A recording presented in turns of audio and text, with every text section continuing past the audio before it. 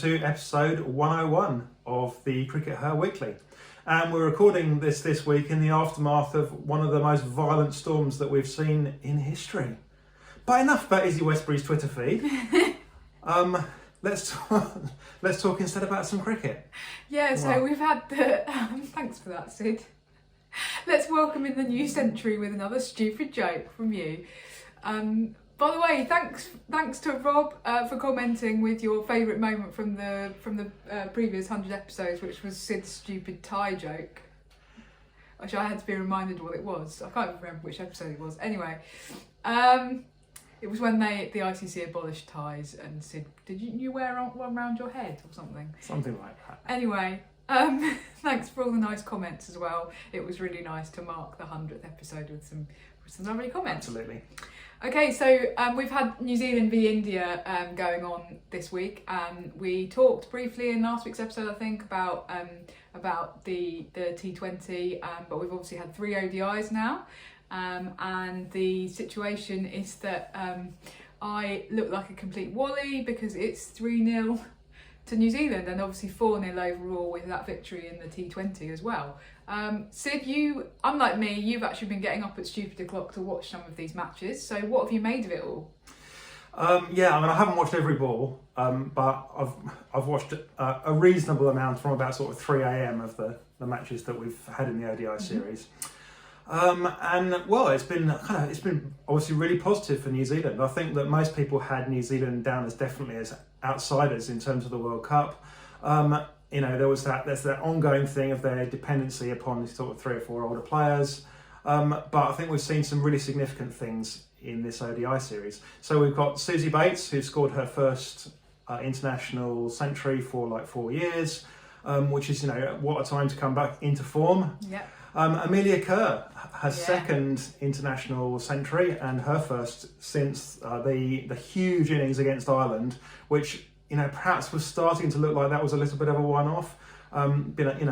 She's come back and she's obviously moved up the order and continued to make small contributions. She's made the odd 50, but a really big contribution was still lacking, but she's shown she can still do that. So that's brilliant news for them. Actually, I think even more significant was the performance of Lauren Down in the third ODI. So New Zealand really looked kind of down and out. About 20 overs to go. They looked like they needed sort of 6.5 and over. And I was looking at this going, was this really worth getting up for? But Lauren Down really made it worth getting up for. She kept them in it. She kept the run rate under control. It got perhaps a little bit like, and with sort of 3 overs to go. Squeaky bum time. Well, they needed a whack of runs off one of those overs. But what she did that was so important as well, she scored those runs off the penultimate over. She didn't leave it all to the last over. Right. And in the last over, she needed 6 off the last over, which meant that kind of almost the pressure was off, and she just did it in one ball, smash 6. And for her to be doing that, that's such brilliant news for New Zealand, because she's not one of their classic big players. What do you think, Raf? Yeah, totally agree. Obviously wasn't watching live, but did watch the highlights of that match, and just the way that she finished it off. She confirmed your rule about it being the penultimate over that matters, and then smashing that 6, how satisfying. And you're exactly right what you say. That the thing that's let New Zealand down has been that their kind of, especially their lower middle order batting, has really been very weak, and so they've been very susceptible to enormous collapses. What Lauren Down did was show that actually that wasn't what was going to happen, and it really gives me confidence going into the World Cup for them. It's obviously a big occasion because it's their home World Cup, and I was a bit nervous that they were going to potentially have a flop and that it was going to look really bad, but actually, given that they're performing so well against one of the best teams in the world, that's really exciting. And Richard Clark, who's Women's Cricket Day on Twitter, pointed out that I have a bit of a curse I curse New Zealand by backing them for the World Cup. I think he's being a bit unfair because I can only really remember backing them for the 2017 World Cup and being really disappointed when they underperformed in that. And I do definitely remember in 2017 saying I think that they're an outside bet to win, and of course they didn't even make the semi-finals, so that was slightly embarrassing. But yeah, I think on this occasion, I don't think there's anything wrong with me backing them, and hopefully it's not put put the mockers on them. So yeah, I think that's really exciting. It's been a bit disappointing though from an Indian perspective, hasn't it, Sid? Well, yeah, I guess that, I mean, it's been fascinating watching Twitter go through and seeing, the level of passion of Indian fans, and obviously they've been very disappointed with, the results, and they've hit some big scores, and there've been a couple of close games, but it's New Zealand that have got over the line, and they haven't for a variety of different reasons. But there have been some bright spots for India. Let's first of all say, I think this is actually really important. Okay. That there's still 2 games left in the series, and if you were going to win any 2 games in the series, given that this is basically a series of warm-ups for the World Cup, you're going to want to win those last 2 games. If the series ends up 3-2 to New Zealand, then I think that ultimately India are going to be the happier team out of that going into the World Cup, because they won the last 2 games. And similarly, if New Zealand had lost the first 3 games but won the last 2, then actually they'd have been the ones that were happier, because at the end of the day, no one's going to remember the overall result of this series. What's important is getting that momentum going into the World Cup. So still a great opportunity for India there. Smriti Mandhana's going to be back, their best player, and she's definitely been missed in these first 3 games, because there's a couple of those close games, a few extra runs up top or something, then it could have made all the difference. But there's been some good performances as well from Indian perspective. So Sabanini Meghna, I really hope I haven't butchered your name. She's actually not part of the sort of main World Cup squad. She's a reserve, so she's not going to get to play in the World Cup unless somebody's injured or gets COVID. I think that's really disappointing. And actually, I think that you're wrong to say that that they've missed Smriti at the top of the order, because I think that Meghna's been excellent, and she's been hitting the ball so cleanly. Yeah, she's been great, hasn't she? She's been really smashing it. And if I was India, then I'd be tempted to have one of your main squad go down with COVID and sub her in. Sorry, I obviously do maintain professionalism and keep to the ICC rules, but that's what I'd be doing. Yes. Okay. So anyway, but she's been great. I mean, she's hit some really nice shots. She's played quite freely, and there's been a few instances where she's had some lucky misses. So she got dropped quite early on in the 3rd game, and there's been some sloggy cricket, but definitely a positive for the future. And I think that we need to say a word about Shefali as well. So I actually tweeted about this. I tweeted specifically about Shefali's fielding. So that's been great. She's definitely improved. So, the word on the street, or in the press box, as we call it, last summer in the India series was that Shefali's fielding was poor, and that she was a bit of a liability in the field. They didn't know where to place her. If you put her on the rings, she'll miss things. If you put her on the boundaries, she'll miss things. How do we hide her?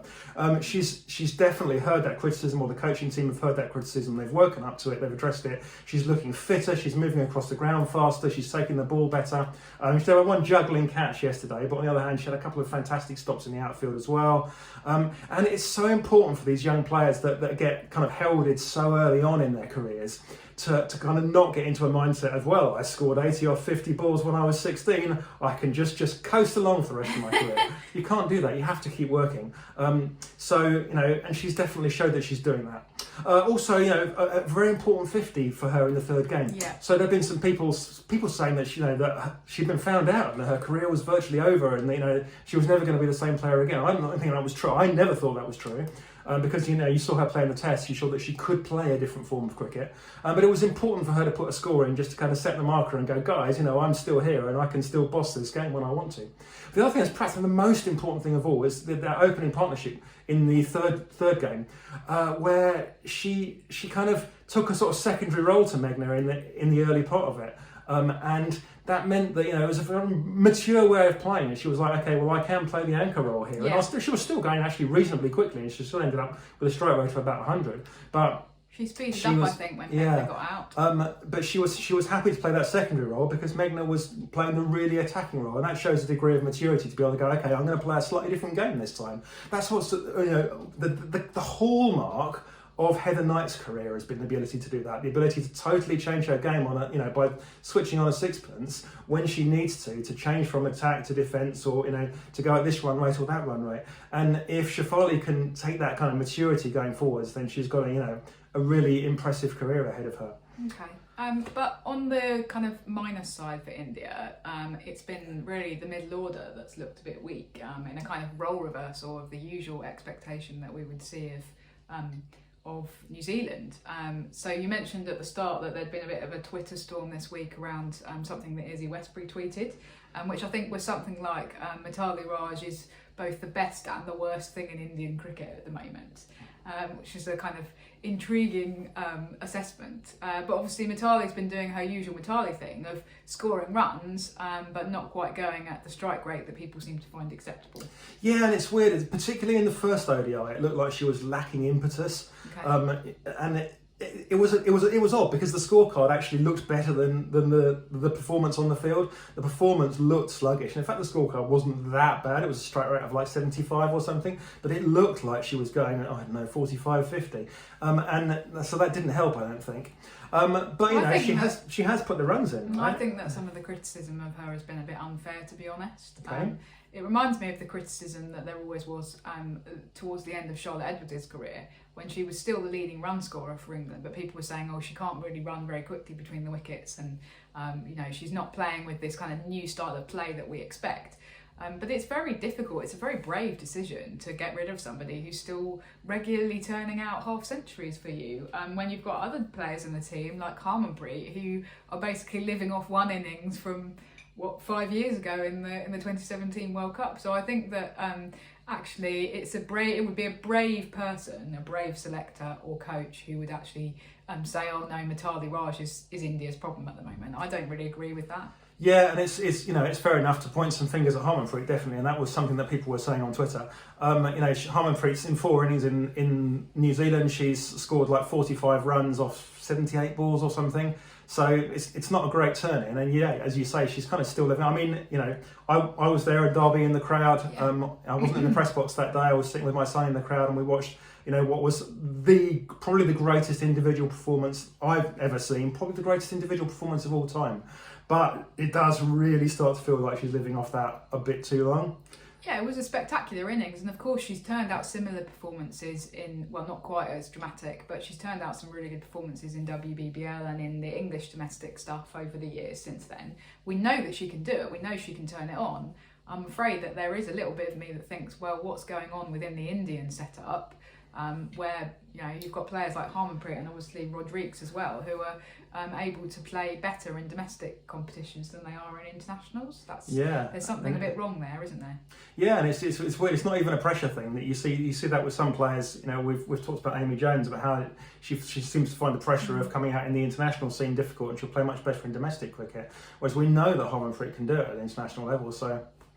Interesting question, interesting dilemmas for India going into the World Cup, but I guess that they're not going to not select her, so that, you know, that middle order is kind of harnessed in, and, you know, it'll come good eventually. I mean, I think that you know, that class is permanent thing is going to out itself, and that, you know, there will be a score to come in the World Cup. Okay, we'll have to wait and see. The other big news this week, a bit closer to home, has been that we have had the announcement for England's fixtures for our 2022 summer, which has been quite exciting. So the headlines are that we're going to be playing South Africa and we're going to be playing then India in the back end of the summer.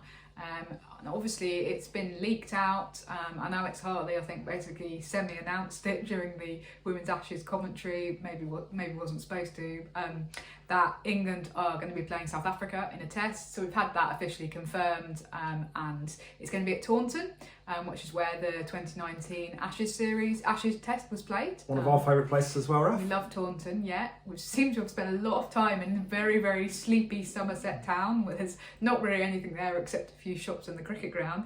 Anyway, we'll be looking forward to that. And then obviously they'll be playing South Africa in ODIs and T20s as well. And then they'll be playing India in September in ODIs and T20s. And it's also been confirmed that the South Africa ODIs won't be championship ones, so they won't count for the next qualifying round for the next World Cup. But the India matches will be championship ones, so there'll be quite a lot at stake there, because that'll be one of the first kind of chances for either of those teams to get any championship points on the board in the next cycle. So that's quite exciting. You looking forward to it, Sid? Yeah, and I think that, you know, we've given the ECB a lot of stick on, you know, on the side. No. occasionally. But let's give them some praise over this, because I think they've definitely been listening. So I think there's 3 important points here that coming out of just the fixtures alone. So there's a test that's not against Australia, a test against South Africa. It's the first test we've played against South Africa since 2003, which is quite a long time ago. just a bit. And the players have been demanding more Test cricket. The hardcore fans have been demanding more Test cricket, and the ECB have listened to that, and they've got us another test. So that's brilliant news. Yeah, I think. Okay. You go on and say your second. The second point that we've had a lot of people have mentioned over the years the lack of games up north. So much so that somebody actually reflectively responded to our initial tweet of the announcement, going, "Are there going to be any games up north then?" Well, there was, and there is a game up north. They're going to play a game in Durham. So, again, the ECB have listened, that people wanted to be able to see the team up north. So we'll be off to Durham for one of those matches. And the other place, number 3, the other place that hasn't seen very much top-level women's cricket and no international women's cricket for, apart from the World Cup final, for a long time, is London. And we've got a match at Lords. Mm-hmm. So we've got a match against India at Lords, an ODI at Lords, a sort of rematch of the World Cup final. And that's a great opportunity to get loads of spectators to Lords and to try and fill that ground. There's a big expat Indian community in London, and it's at the end of the day, it's a city of 8 million people. We should be able to, come close to filling it. I mean, I guess if you were asking me to put a hand on heart, I'd be surprised if it winds up being sold out. But I think that there's a good chance that we could get 20,000 people there for that. And how awesome would that be, Raf? It would be amazing. And I think it needs to be marketed in the right way. And I think the ticket prices are particularly important here. I think what's interesting as well is that the MCC have obviously decided that they're going to make it a kind of women's cricket weekend. So they're going to have the India-England ODI on the Saturday, and then the Rachel Hayhoe final on the Sunday. So I suppose that they're hoping that people might make a weekend of it, maybe coming from other places to go to both of those games. It's going to be kind of their wrap-up of the season, the sort of women's cricket finale at Lords. It's a bit what they should do, disappointing. You know what they should do? They should sell one ticket for both games. I've only just thought of this, so this is I'm blindsiding Raf with this. I think that will be an awesome marketing strategy, because it's unlikely that both games will sell out. So if you sell one ticket for £20 for both games, you could vastly increase the number of people, particularly at the RHF final, I think, because people would stay on for that. Right, dear, you heard it here first. Connor, please watch episode 101 of the CRICKETher Weekly. We say nice things about you. Yours sincerely, Raf and Sid. What I was going to say was, it's a little bit disappointing, if I'm going to be really uber critical, it's a bit disappointing that it's right at the back end of the season. And I know that Lords will say, oh, well, we've got all of these other matches competing for attention, but I'm just slightly concerned about the weather. Last time, I don't know if you'll remember this, but last time India were meant to play at Lords was 2014, and it absolutely chucked it down all day, and it was a washout. And that's obviously really disappointing, because for all of those Indian players, that your one opportunity to play at Lords potentially, and it gets rained off. So let's hope that we get a kind of I was going to say, let's hope we get an Indian. I was going to say, let's hope we get an Indian summer. I'll keep this fingers crossed. Okay. In the sense of, let's hope we get some kind of late September sunshine over that weekend, and that the weather's kind to us. What you said about tests, I think, is really interesting, though, about the test, because your suggestion seems to be that the impetus is kind of with the ECB. But I actually think that the ECB have been trying to do this for many years, to actually organise these multi-format series with other cricket boards, and it's been the other boards who have been totally unreceptive, with the exception of Cricket Australia. It's been, the BCCI and Cricket South Africa have been saying, no, why would we play a multi-format series? So it seems to me that the people who have changed their attitude are the people in Cricket South Africa.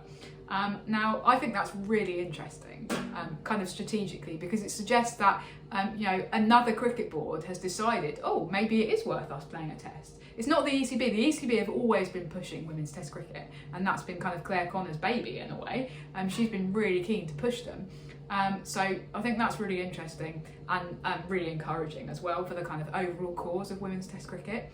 Now, I do think that potentially some of this has come about because of that really exciting test finish that we had recently in the Ashes, which has obviously got loads of media coverage, loads of people talking about it, loads of people watching it because it was such an amazing finish and so exciting. And that's fantastic. It does kind of make me think, actually, 3 years ago at Taunton in 2019, Meg Lanning had the opportunity to make this happen 3 years earlier, when she, and I know I'm going to get stick for this because people think I don't like Meg Lanning, but she had the opportunity to put England out there and engineer an exciting finish in 2019, didn't she, Sid? And she did. And she didn't take it. She didn't. And this is what happens when you engineer those exciting finishes like she did in the recent Ashes test at Canberra. You get people excited about the cause of Test cricket, and you potentially genuinely make a huge difference to the attitude of the administrators of the cricket boards to going, let's play women's Test cricket. And that's such a, yes, it's a big responsibility to put on the players, but it's there, it's happened, it's made a difference. That could have happened years ago, and so I do feel that it's great that it's happened, but my criticism of Meg Lanning in 2019 for not making it happen then, I feel, was justified. I've kind of made this about me. It wasn't meant to be about me, but it's kind of trying to reflect actually that when we say that it's important what happens in women's tests, and it's important that the players kind of really go at it and make it an exciting spectacle. This is the result, I think, of what can happen. Anyway, I'll stop banging on about it now. We're really excited about another women's test in the calendar. Can't wait to get to Taunton. Let's wrap up there for now.